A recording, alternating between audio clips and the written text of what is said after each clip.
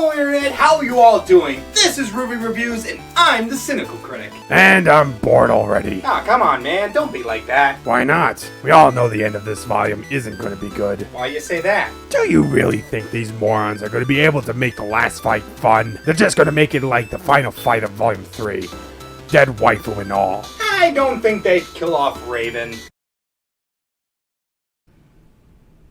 Okay, maybe you have a point. Let's start the recap so we can find out. Well, I can understand your worries, my ceramic amigo, as they did almost kill off a main character. And while I really didn't believe that they'd commit to that, I'm not so sure about any of the side characters. Hell, even Crow isn't safe considering how well Rooster Teeth been treating him recently. But at least the fighting was kinda cool, so we do have some hope for the conflict between the bitches. We even learned that Osmond may have gotten a young huntress killed, which, to be honest, is nothing new. But what is that it just so happened to be the little sister of Hazel, which causes him to go all Bane on the kid. Hulk! Smash! Whoops, wrong character. You feel in control? There we go. And while all this chaos is going down, Jean is calmly trying to save the best girl in another attempt to hit on her. Just dropping in? Keep trying, boy. Eventually the wall might speak back. But with his newly discovered semblance, that's not really all that new, but John's never really been all that, smart. Well, it's helping Weiss's hole.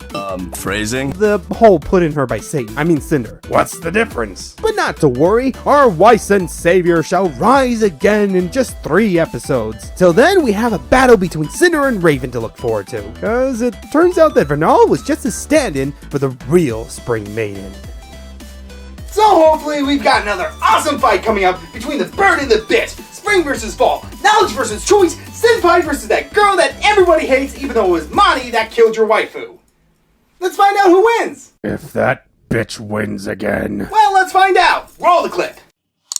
I don't care! Wow, that's weird coming from you. Hey, I've got a waifu to save. And of course, we're not back with Raven. Son of a bitch. And instead are here watching Ruby shut the merc with a mouth up. Okay, that's not too bad. As Nora rushes in to help Ren, it looks like Weiss is starting to wake. What's going on? Oh, God, I'm being saved by you? Never mind, just let me die. Hiding behind the face of a child? A monster like you must be stopped! How many more children must die for you? Well, A, you're the one doing the killing this time, you idiot, and B, we have a Nora.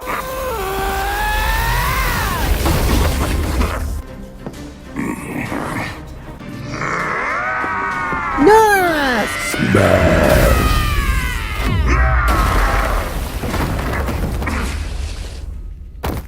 What's going on in there? None of your concern. Wait, what? They can help! I know you're on a one-man vendetta, but still! Well, it looks like Adam has other problems to deal with, as Blake arrives telling him that it's over. Adam begins to laugh at Blake coming to him, but not so much when the rest of the Faunus do the same. By the way, where the hell are your lookouts? God, you're a terribly written character! And upon seeing that it is their own people, the White Fang falters. Make no mistake, brothers. These are our enemies. Ah, damn it! Would somebody shut up this edgelord? Well, that's what happens as the Popo arrives to arrest Adam. Furious, the soy boy tries to blow the bombs. But like with him, it's impotent. What are you doing? Trying to get us all killed? I am making humanity. Shut up! Anyways, it turns out that Ilya had double-crossed him, and after looking to Daddy for help, Adam rushes Blake, but...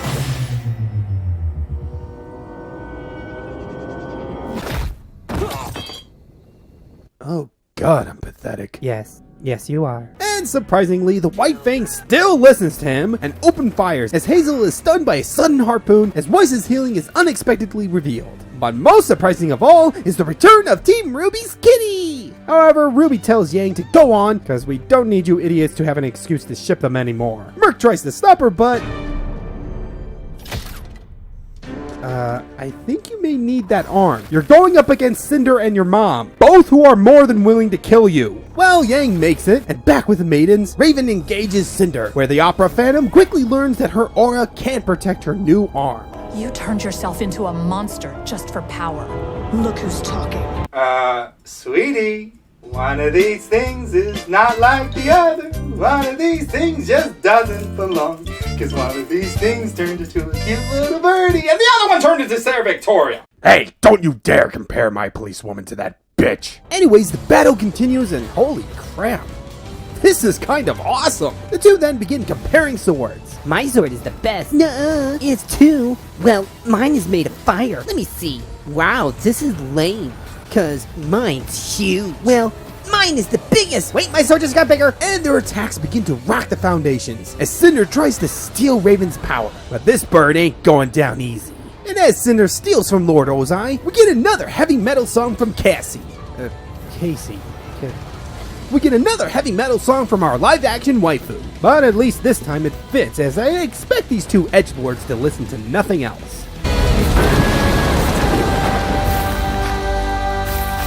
Had enough yet? If you were stronger or more clever, then maybe you'd remember to watch your back.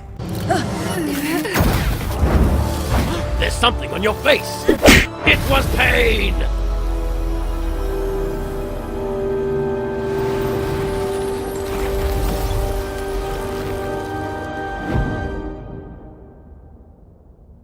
Whoa, the bitch is dead. Do you really think that's how they would let that character go out? Ding dong, the bitch is dead. Which old bitch? The ugly bitch. Ding dong, the ugly bitch is dead. Never mind, moving on. Raven then thanks Vernal for her sacrifice before walking up to the door and opening it, which takes about as long as the battle, but it finally opens up too. Holy cow, that's really pretty.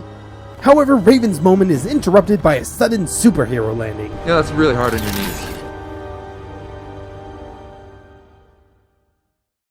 Uh-oh, looks like there's fighting in the family. Yang has some major parental issues with her deadbeat mom for abandoning her to her deadbeat dad. Also, she can go partying in the woods. However, Raven says that she's her own woman who don't need no whiny brat weighing her down. I should have had that abortion! Meanwhile, Weiss has to deal with the fact that she was saved by Vomit Boy, even though she keeps giving his advances the cold shoulder. Oh. Well, you can go ahead and let me drown now. Awkward! And other rumbles in the jungle of love, Adam is faced with his ex and isn't taking it well.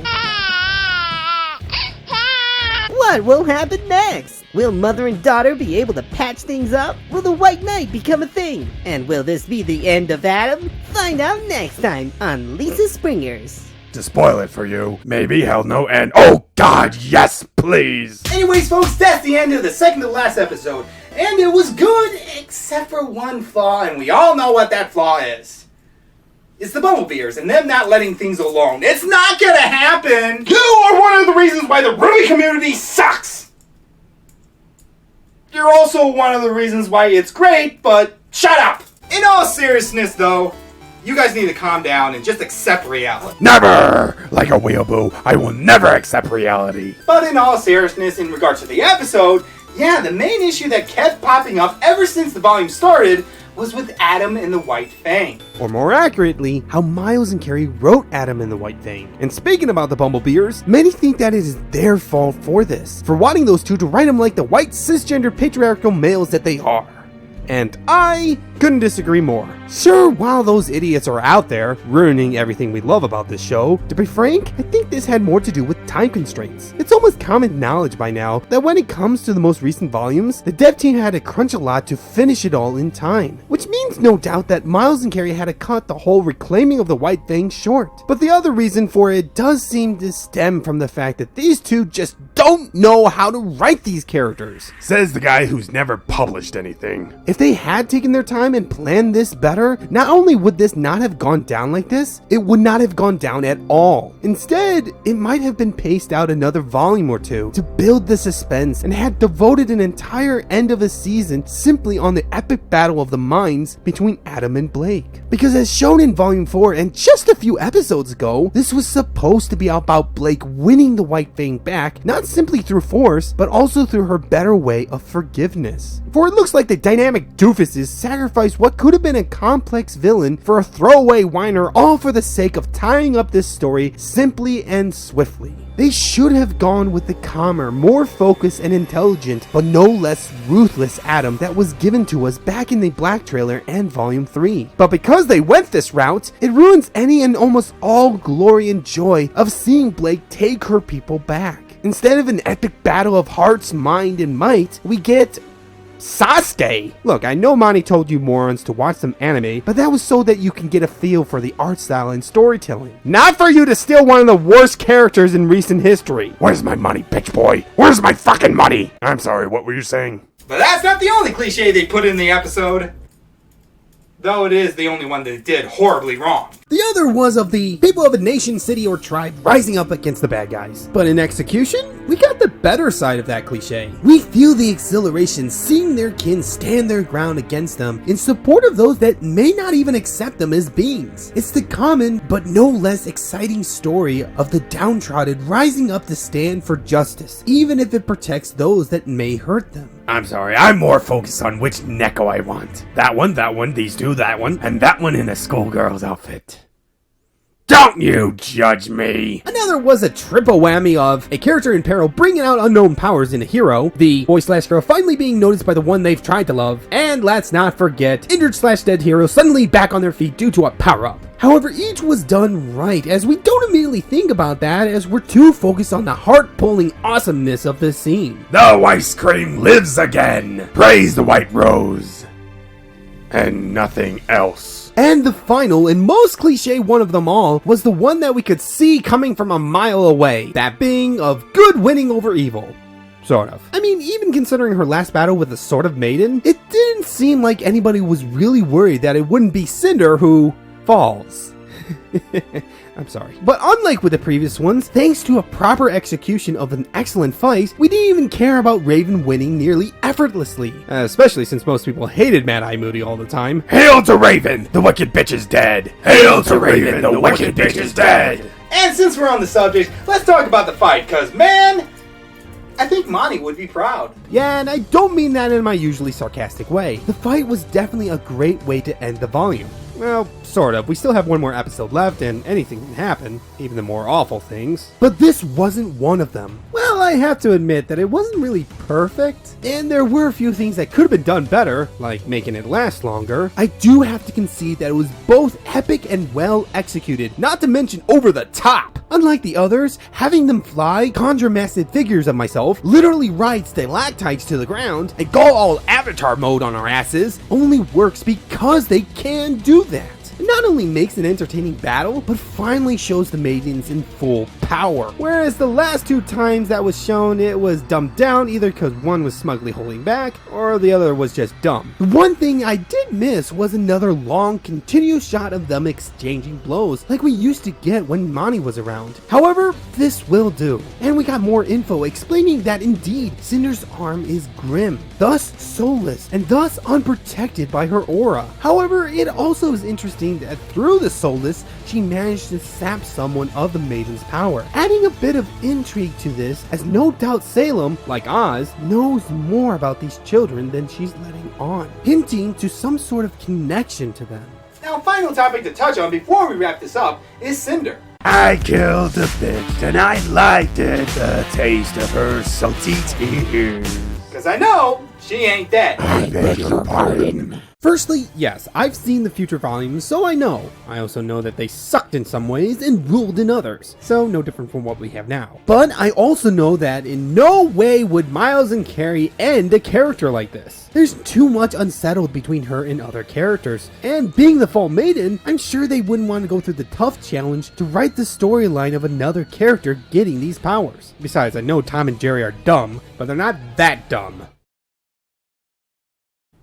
Okay, I realize how ironically dumb that statement was, but moving on. Now, there were some theories to why she died, and I just want to debunk one of them because it still pisses me off that you guys are perpetuating this myth. Because not only did the Mythbusters bust it, but it's also kind of basic logic that a frozen organic body wouldn't shatter when it hits the ground, even from a far height. Water does because it's a fluid, but the human body is held together, and freezing it doesn't break those bonds. Okay? Okay. This has been Rich Logic, the show where we enrich your common sense. In the same way one is enriched by plutonium. Yeah, I think I lost some brain activity. Explains the joke. What? Anyways, no doubt we haven't seen the last of Cinder, but her frostbitten body is the least of our concerns right now. Yang and Raven. I doubt that there will be a fight between these two, as one is handicapped due to the situation, and the other one is missing an arm. But I think that it's going to be a different kind of battle that plays out. If we do get a fight, it's likely to be the one between Blake and Adam, as I think the one between the other baddies and goodies is more or less wrapped up. But who knows? We might have two awesome fights coming our way. I doubt it, because as I said, these two are dummies, and I don't think they have the skill to pull that off. But again, who knows? We'll just have to keep watching to find out. In any course, I'm looking forward to the last episode, both to see how it ends and to share some interesting solutions to the issue that has been plaguing this volume. Oh boy, I cannot wait. Anyways, that was sarcasm. I can't actually wait. Forever. Good to know. Damn it. Anyways, guys, thanks for watching. Leave a comment telling me what you thought and give a like if you can. Subscribe for more and share this with your friends. I'm Ricardo, the Cynical Critic. With me, the movie's sacred, no video is safe, but all deserve a chance. I'll catch you guys next time. Toodles!